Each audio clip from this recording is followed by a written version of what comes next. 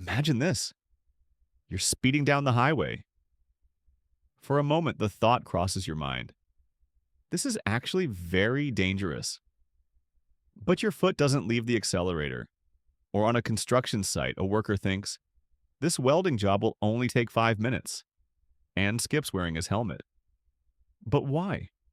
Why is it that even when we are aware of the risk, we so often choose to ignore it?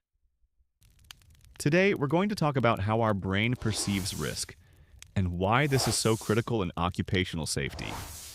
The evolutionary roots of risk perception. The human brain was shaped over millions of years of survival struggles.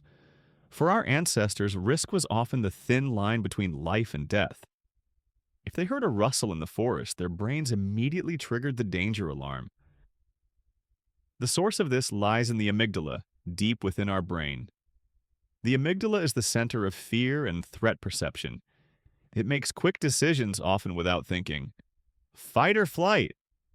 But at the front of our brain lies the prefrontal cortex, the more rational region.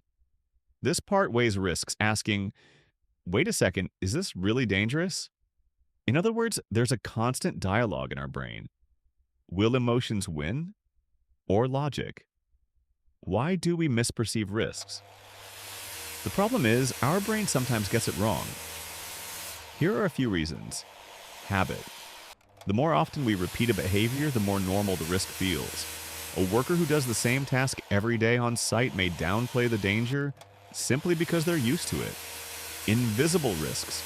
The human brain struggles to process what it can't see. Hazards like gas leaks, radiation, or creeping fatigue can easily be overlooked. Social influence. If everyone around us isn't wearing a seatbelt, we're less likely to wear one too. Our brain tends to accept the group's behavior as safe. In short, perceived risk does not equal actual risk. Impact on occupational safety reports often repeat the phrase, 80% of accidents are caused by human error. But the truth is, it's not just error, it's misperceived risk. When a worker doesn't wear a helmet, it's usually because they think, nothing will happen to me. When a forklift operator skips fastening the seatbelt, they often say, this will only take a moment. But the reality is, accidents often start with exactly that mindset, because the brain sees the risk as smaller than it really is. Not letting our brain fool us.